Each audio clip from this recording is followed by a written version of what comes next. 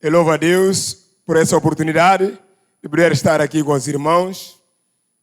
Já estive aqui na igreja assistindo o culto e louvo a Deus por essa oportunidade de poder estar para ministrar a palavra do Senhor.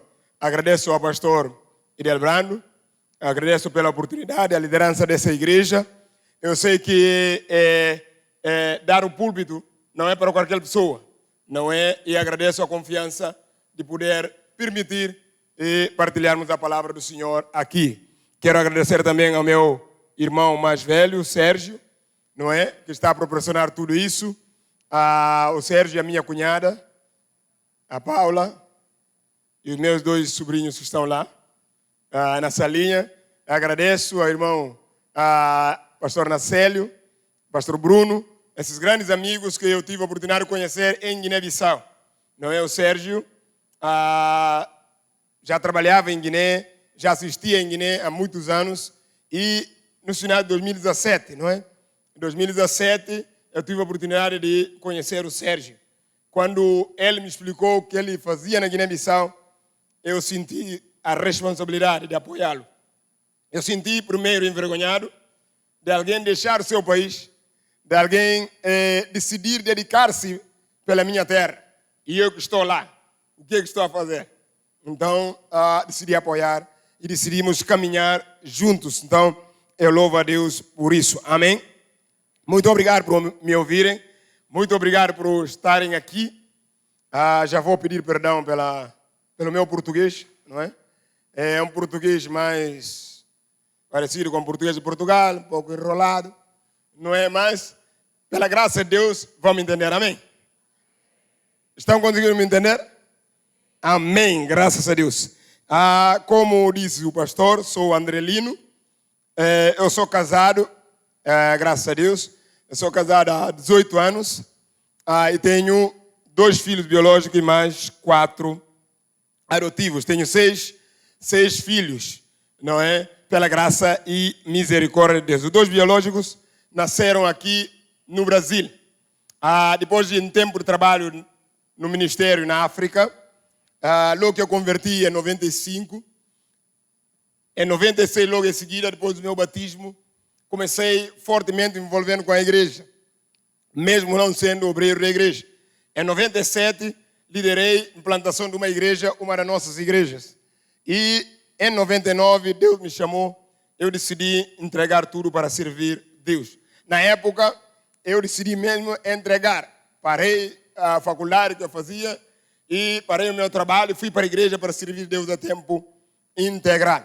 E a igreja me deu o desafio de cuidar de uma igreja nos primeiros meses para ver se é isso mesmo chamado no interior de Guiné-Bissau. Deus nos deu graça de trabalhar ali. Depois voltamos para a capital, fomos treinados e desafiados mais uma vez para plantar mais uma igreja. Deus nos deu graça para plantar essa igreja e depois disso Deus abriu as portas para virmos estudar no Brasil, para virmos preparar no Brasil e voltar para Guiné-Bissau.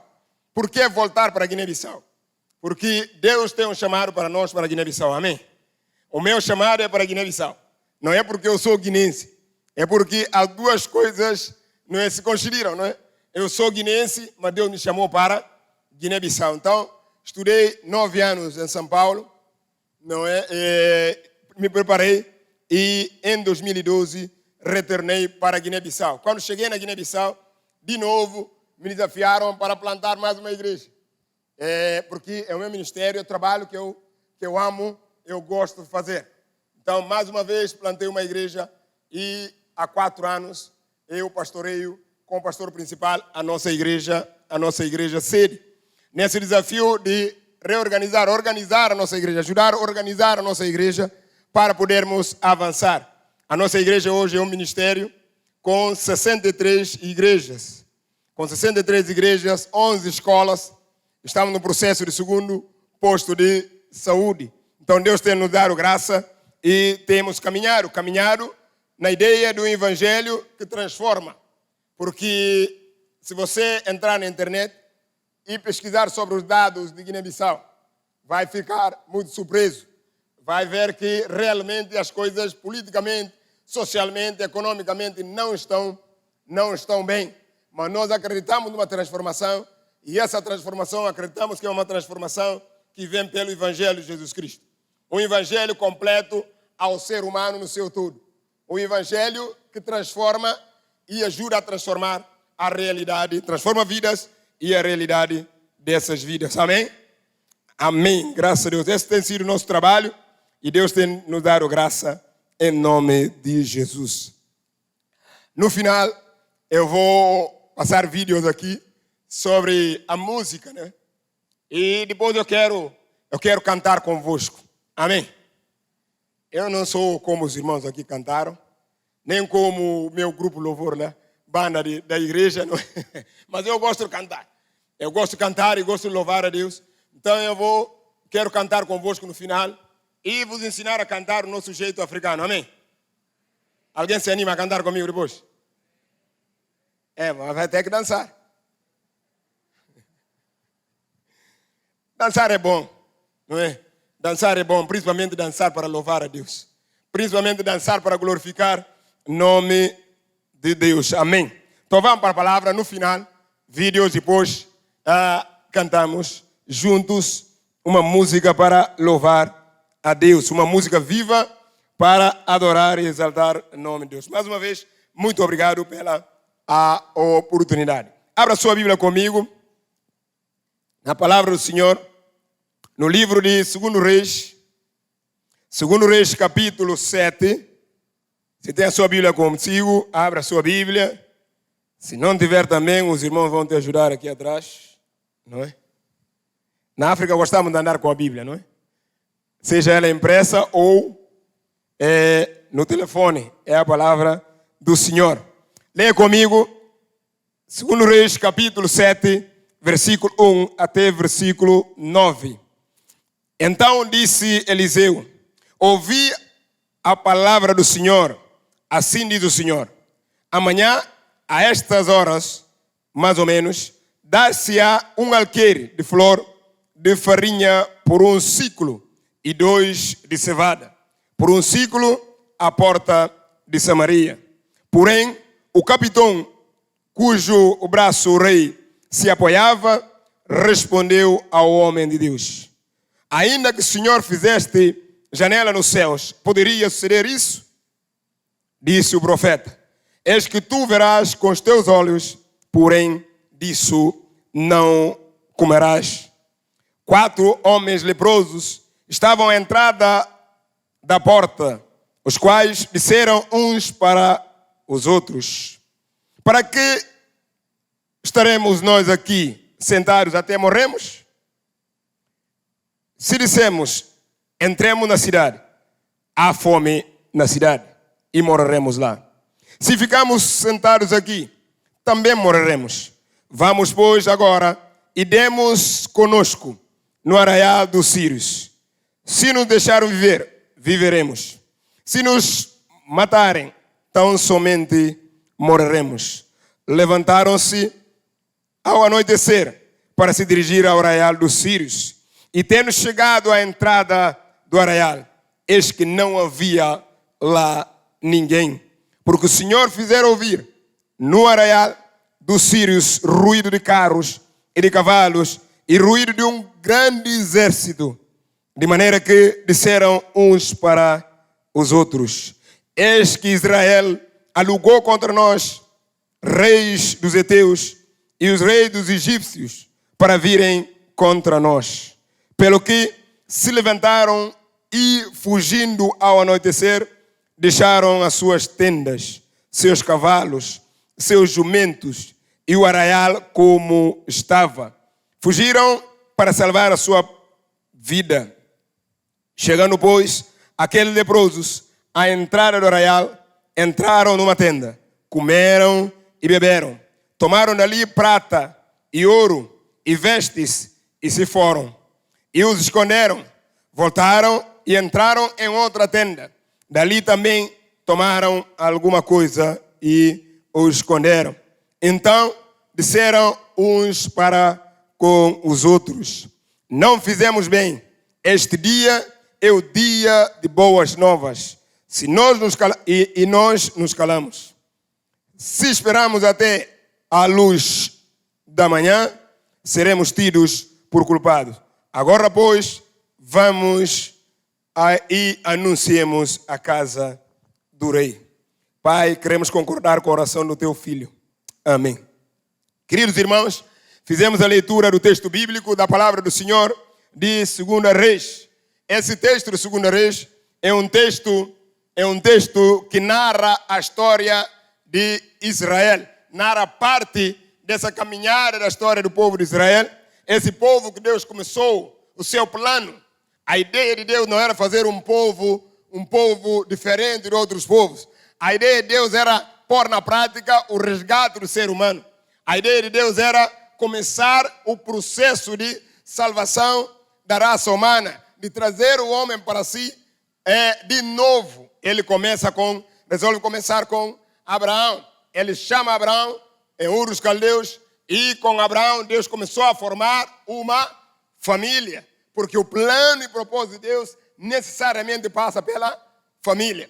Deus começou através de Abraão, formou uma família numa situação que era impossível ter filho. Mas Deus fez milagre, veio Isaac. E de Isaac veio Jacó. De Jacó, Deus pegou essa família no tempo que estavam na África, Deus, nesses 400 anos na África, Deus transformou essa família de Jacó numa nação. A ideia de Deus sempre é, através dessa nação, levar a sua palavra a outras nações. Mas para levar a sua palavra a outras nações, Deus precisava ensinar esse povo. Deus precisava preparar esse povo. Por isso, aqui na nossa Bíblia, nos livros históricos, nos contam a história desse povo. Como esse povo começou e como Deus foi fazendo esse processo no meio do seu povo. Mas diz a Bíblia que quando Deus levantava líderes, Ele levantava líderes, mas esses líderes eram dependentes da sua liderança. Era um governo teocrático. Era um governo Deus no comando diretamente. Mas Deus levantou um homem muito forte, profeta, rei, um homem de Deus. Um homem liderou o povo por muitos anos. Mas no final da sua vida brilhante, caminhada brilhante, o povo percebeu que seus filhos não queriam a seriedade com Deus. O povo ficou preocupado. Diz a Bíblia que eles foram para Deus e pediram a Deus: nós queremos também rei como outros povos. Nós queremos também uma garantia. Na verdade, diz a Bíblia, diz a história claramente de que eles estavam rejeitando, na verdade, a liderança teocrática de Deus. Na verdade, queriam um rei como os outros. Deus levantou Saul.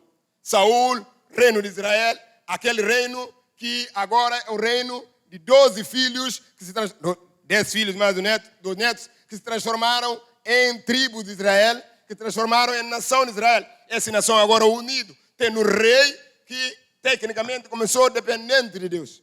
Mas esse rei falhou, o Saul. Deus levantou Davi, homem temente a Deus. Homem que nos ensina sobre como depender totalmente a Deus. Estou a explicar isso para os irmãos entender o contexto de onde estamos nesse texto, para entender também o que podemos aprender nesse texto. Davi fez grandes conquistas. Davi, um homem que nos ensina muito. Um homem que, como qualquer um de nós, falhou. Um homem como qualquer um de nós era um homem imperfeito nesse processo de santificação e transformação, mas era um homem que sabia reconhecer os seus pecados, os seus erros. Davi também cometeu erros, mas Deus levantou seu filho no seu lugar. Seu filho Salomão. Salomão começou muito bem, fazendo uma oração fantástica, conseguiu tocar o coração de Deus de uma forma fantástica, dizendo: Deus, eu quero sabedoria, mas não é sabedoria para me gabar, para mostrar melhor do que os outros, mas eu quero sabedoria porque eu tenho uma missão, para fazer o que ele disse, porque ele disse: eu quero sabedoria para dirigir o seu povo, eu quero sabedoria para cumprir a sua missão, eu quero sabedoria para poder fazer aquilo que o Senhor me pôs aqui para fazer. É brilhante, Deus gostou, porque o que Deus quer é que cada um dos seus servos descubra o seu lugar em Deus, descubra aquilo que Deus quer para a sua vida. Ah, meu irmão, quando descobrimos isso, como é maravilhoso. Quando descobrimos que não somos chamados para ser crente apenas aos dias domingos. Quando descobrimos que somos chamados porque temos uma missão, é maravilhoso. Eu não tenho dificuldade com os meus colegas pastores. Porque eu sei o meu ministério. O que eu estou a fazer hoje, por exemplo, é desafio. Me fizeram um desafio, eu aceitei. Ser pastor principal da igreja, cuidar de outros pastores. Aceitei o desafio, mas não é. Eu sei, estou pedindo graça a Deus e estou cumprindo, mas o meu ministério, eu entendo muito bem, o meu ministério é começar. O meu ministério é ajudar a estruturar. O meu ministério é ir à frente. Quando as pessoas descobrem, ele descobriu. Por isso Deus o abençoou. Mas também Salomão falhou muito mais ainda. E quando Salomão estava no final da sua vida, na sucessão dele, deu confusão. Os irmãos lembram? O texto bíblico. Deu confusão e o povo de Israel se dividiu. O povo de Israel agora é 2 reinos. É reino de norte e reino de sul. O povo de Israel agora começou naquilo que eles aprenderam sempre, que Deus já tinha ensinado para eles, que deveriam viver unidos. Por isso mesmo eles cantavam. Quando eles desciam para adorar em Jerusalém, diz os historiadores que eles começavam cantando o Salmo 133. Eles começavam a cantar em hebraico.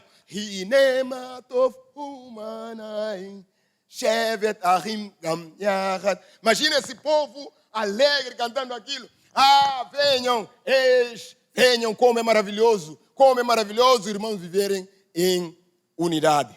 Eles cantavam isso. Disse alguém que esse Salmo 133 é um salmo que fazia parte daquele conjunto de salmos cânticos e degraus. Está na sua Bíblia, cântico de degraus ou cântico de romagem.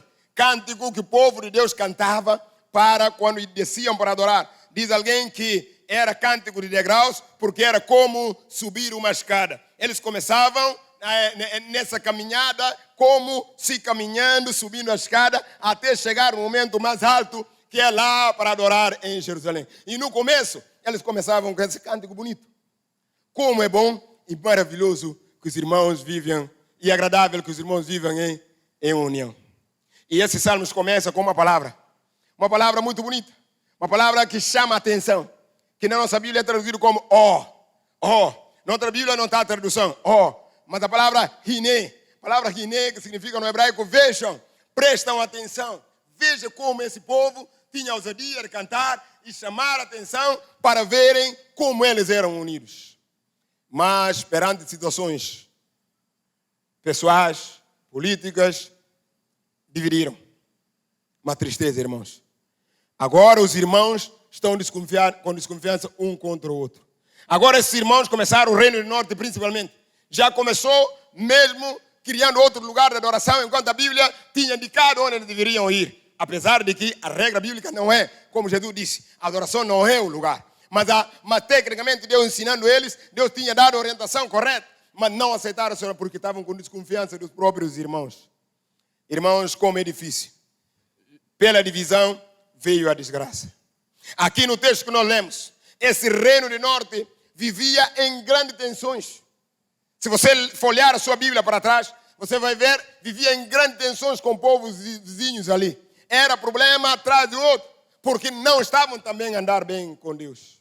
Problemas que se agravaram. Agravaram ao ponto de o povo estava a viver aqui uma situação muito difícil, uma situação muito complicada, uma situação talvez que eu e você definiríamos como situação que não tem jeito, que não tem solução. Situação talvez semelhante a algo que vivemos na nossa vida. Situações às vezes que nos dão tristeza, nos dão desânimo. Situações que até nos provocam a parar de acreditar. Deixar de acreditar que a nossa família vai dar certo. Deixar de acreditar que o meu filho é propriedade de Deus e vai dar certo. Deixar de acreditar que o trabalho que Deus me deu, eu vou prosperar nesse trabalho. Deixar de acreditar que o meu país, Brasil, tem um jeito sim para o Brasil. Deixar de acreditar por causa das circunstâncias. Várias circunstâncias, como estava aqui.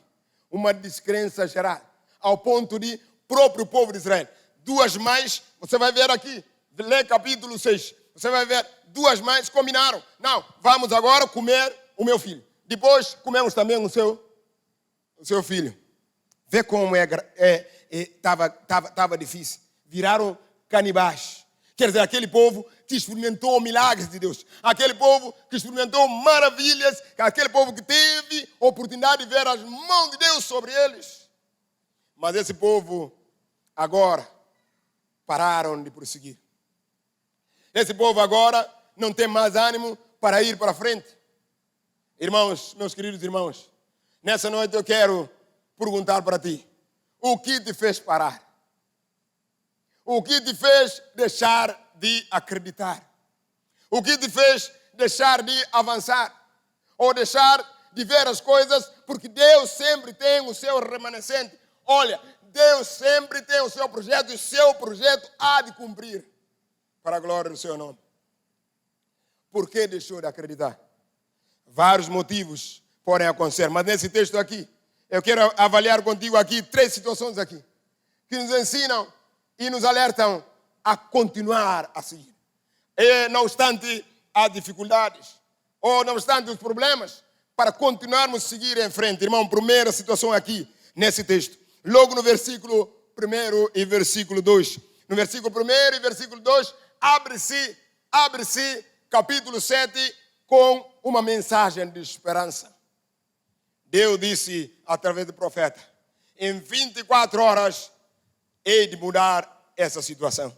Deus disse através do profeta: em 24 horas eu hei de mudar essa situação. Era momento para dizer aleluia, glória a Deus. Mas, irmãos, o povo estava tão mal que não percebeu que a voz de Deus estava ali. Não percebeu de que Deus estava no controle de tudo. Não percebeu de que a profecia mostrava claramente que quem está no controle de todas as coisas é Deus. Irmãos, há pessoas que interpretam mal o texto bíblico. Diz: o mundo jaz no maligno. Logo, ele pensa que o maligno está a controlar esse mundo. Não, meu filho. O maligno não controla esse mundo. Quem está no controle, diz a Bíblia, quem está no trono governando esse mundo é Jesus Cristo. Quem está no controle da minha vida, da minha família, é Jesus Cristo. Não é inflação nenhuma, não é política nenhuma, não é nenhuma pessoa que controla a minha vida. É Jesus Cristo. Ninguém manda nele. Amém? Ninguém manda em Deus. Ninguém ensina a ele. Então curva-se a ele. Está difícil, mas é melhor porque ele está. Sabe, irmãos, eu estava a ler uma vez uma situação que a filha de Billy Graham, o grande evangelista Billy Graham dos Estados Unidos, a filha fizeram uma pergunta para ela. Disseram: minha querida, o seu pai já faleceu, mas o seu pai a vida inteira pregou na América e muitas pessoas se converteram. E o seu pai sempre dizia que Deus está na América, que Deus amava a América. Mas nos explica por que acontece tanto problema na América. Por que acontecem tantos problemas na América? Começaram a citar vários problemas. E ela, quando era oportunidade para ela responder, ela disse: Deus ama a América e Deus está na América. Mas nós, americanos, começamos a escolher andar sem Deus. Começamos a escolher andar fora dos princípios de Deus. E disse: preste atenção, só não está pior justamente porque Deus está na América. Só não está pior porque Deus está na América. Vê como aquele que ama Deus, que sabe entender, Deus sabe entender situações da sua vida. Deixa eu contar algo, não sei nem se vai dar tempo de continuar com outros pontos, mas deixa eu te contar algo. Quando eu estudava aqui no Brasil, eu vim com certeza. Deus me mandou para estudar e voltar para Guiné-Bissau. Eu vim para estudar 9 anos. Eu sabia que esses 9 anos seriam difíceis. Eu vim para o Brasil sem mantenedor. Eu sempre trabalhei, estudei e paguei meu curso. Sempre trabalhei, estudei e paguei meu curso. A minha esposa, a mesma coisa quando casei. Para você ter ideia, quando decidi casar, a minha igreja ficou surpresa na África. Disse: como você vai casar? Você não tem nem mantenedor. Como você vai vir até a África para casar? Ela também está com dificuldade aqui. Como? Eu falei: é dificuldade mais dificuldade é igual a dificuldade, não é? Então, é a mesma coisa. Mas o Deus que tem me sustentado até aqui, Ele vai continuar. Eu casei e trouxe ela para o Brasil. Estudamos. Quando terminamos os estudos, estávamos voltando para a África, a minha igreja me mandou uma carta, disse: a igreja que abrimos em Portugal está precisando de pastor. Queremos enviar-te para Portugal. Eu disse: não, Deus me chamou para Guiné-Bissau. Deus me chamou para Guiné-Bissau. Essa convicção é tão forte, irmão. Mesmo se eu tiver que pegar avião amanhã. Hoje, de madrugada, eu vou pegar avião para voltar para a África. No meio do caminho disseram, Guiné-Bissau transformou no rio. Guiné-Bissau transformou no mar. Eu vou glorificar Deus e começar a orar no avião. Deus, transforma-me num peixe. Deus, faça-me um peixe. Porque eu tenho que voltar para Guiné-Bissau. Eu decidi voltar para Guiné. Estou contando essa história por causa desse ponto. Decidi voltar para Guiné-Bissau. Convicção forte. Cheguei na Guiné e logo comecei a trabalhar, a fazer obra de Deus, a fazer maravilha de obra de Deus. O meu filho ficou doente.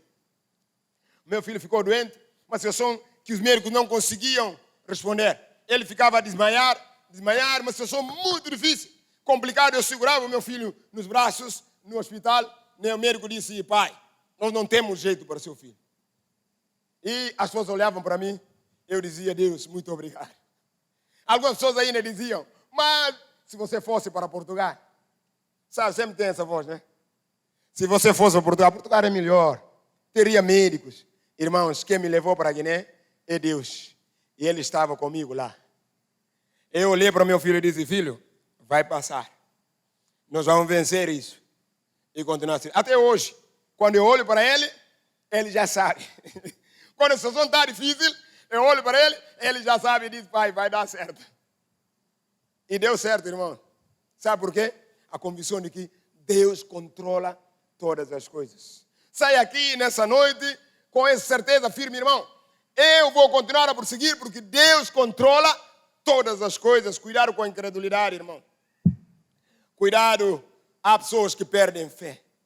Como aqui nesse texto está. Uma pessoa disse, não é possível. Uma pessoa disse, não vai acontecer. Eu costumo brincar que são portadores de desgraça. Nunca acreditam. Sempre lembram a história pior. Você chega e conta a sua situação. Você fala, não, irmão, tranquilo. Isso aconteceu em 1900, não sei o quê. Com fulano, não sei o quê. Essa situação é muito complicada.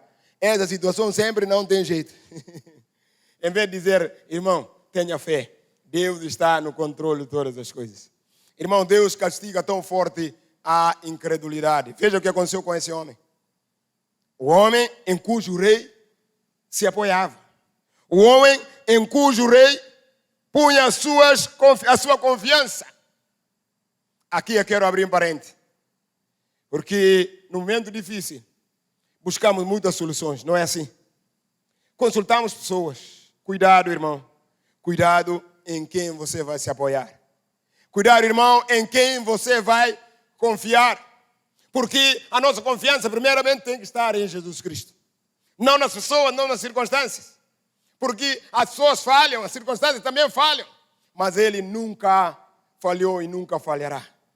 A nossa confiança tem que ser nele e também buscar pessoas certas para falar. Hoje é preocupante no mundo inteiro. É preocupante pessoas sendo dirigidas por pessoas que não têm condição. A pessoa senta perante um telefone e vira homem de Deus, conselheiro espiritual. E há muitos seguidores virtuais, seguindo orientação espiritual de pessoa que não entende nada da espiritualidade. Toma cuidado, irmão. Em quem você se apoia? Apoie em Jesus Cristo. Segunda coisa nesse texto, eu prometo que não vou. O pastor disse que eu posso ficar à vontade. Só que ele não sabe que é perigoso dizer para um africano, fique à vontade. Fique tranquilo, pastor. Até meia-noite saímos aqui. Porque eu tenho que viajar ainda de madrugada. Mas, irmãos, veja só esse texto. Veja só a maravilha desse texto. Você já viu distância entre versículo 3 e versículo 4? Versículo 3 termina falando sobre a situação acerca da palavra. Mas estava falando no ambiente perante o rei, que certamente é dentro da cidade. Agora, meu querido irmão, o versículo 3 sai da cidade. O versículo 3 vai fora da cidade. Por que o versículo 3 vai fora da cidade? Porque nos momentos difíceis há sempre uma pergunta. Quem Deus há de se levantar? Quem Deus vai usar para mudar as coisas? Quem Deus vai usar para mudar a minha vida? Quem Deus vai usar para transformar essa situação?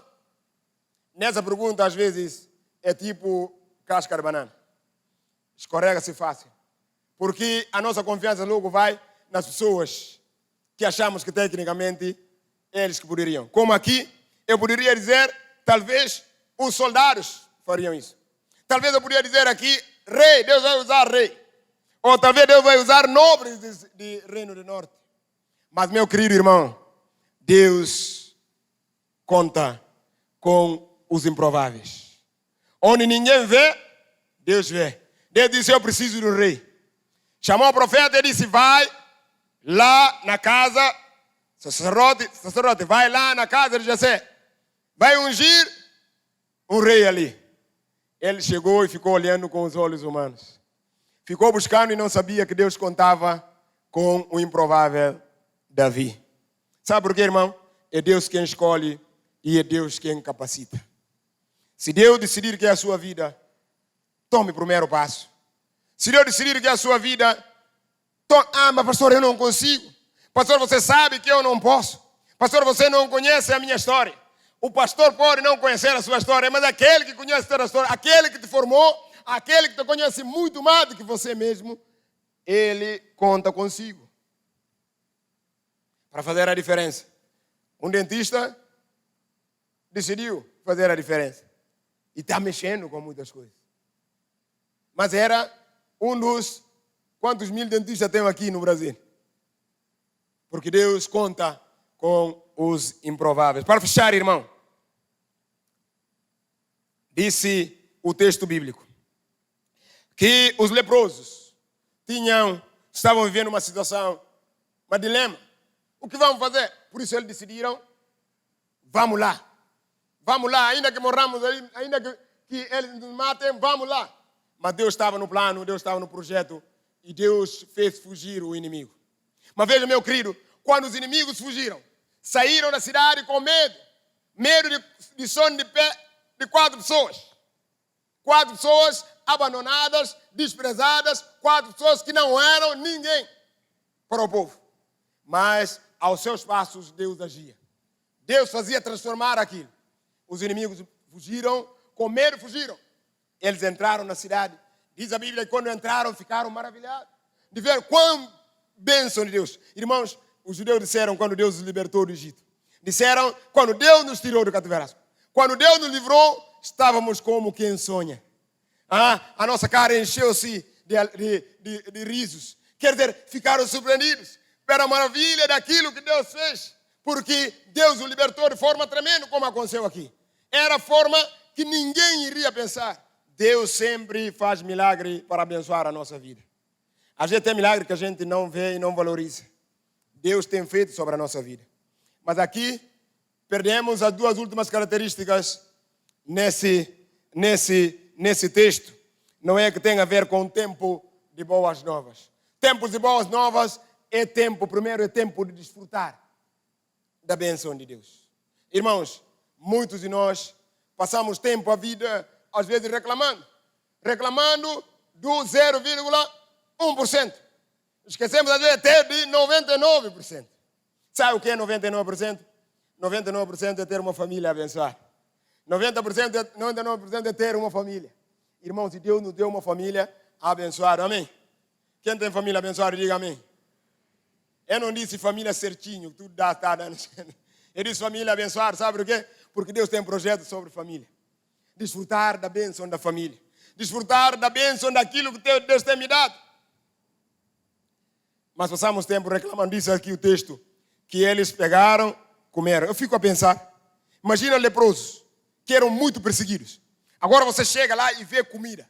Você vai ter essa tranquilidade de comer, levar e guardar, voltar de novo. Você teria essa tranquilidade? Talvez estaria com medo. Vou pegar logo o que encontrar logo e vou correr. Vou pegar logo o que dar e vou correr. Não, eles estavam tranquilos. Sabe por quê?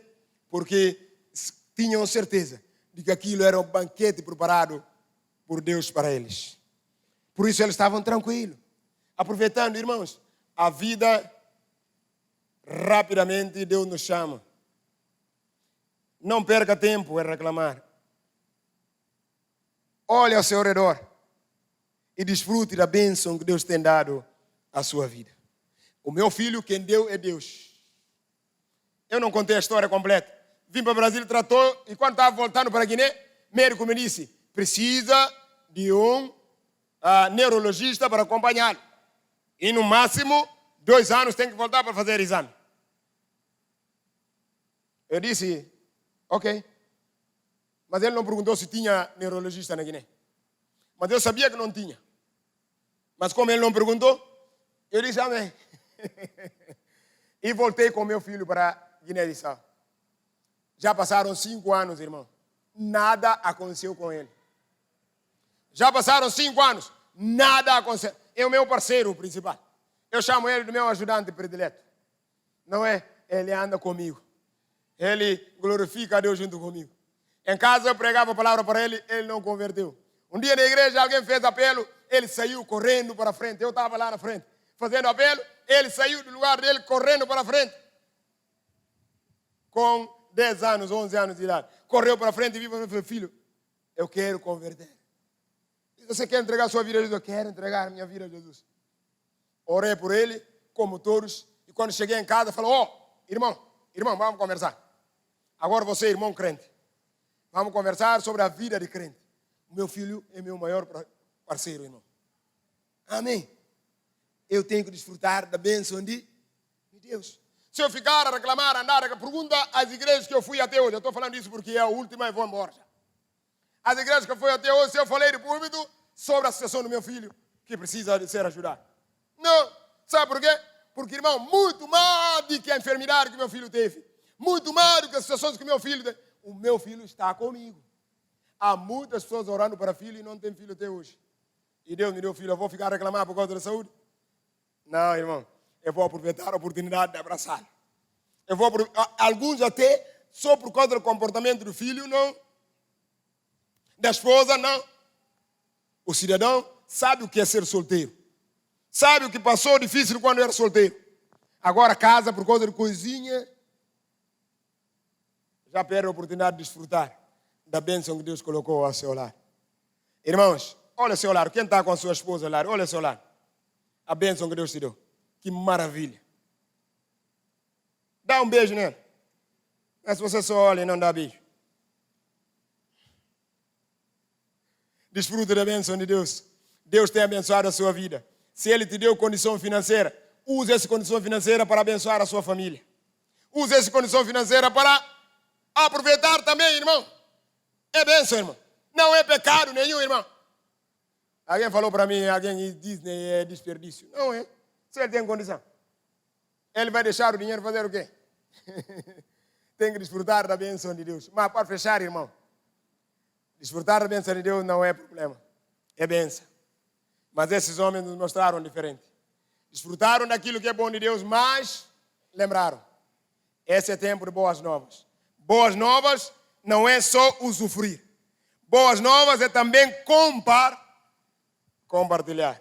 Irmãos, estenda as suas mãos. Perdoe, ame e seja generoso. Que Deus vai acrescentar e vai abençoar mais a sua vida. Oremos. Eterno Deus, muito obrigado. Obrigado pela tua palavra. Obrigado pela oportunidade nessa noite. O Senhor está em controle sobre a nossa vida. O Senhor conhece a vida de cada um de nós. O Senhor sabe a situação que cada um de nós está a viver. Tenha misericórdia de nós e nos ajude, Senhor. Não nos deixe parar. Não nos deixe desistir. Nos ajude, Senhor, a tomar o primeiro passo e avançar. Em nome de Jesus. Amém.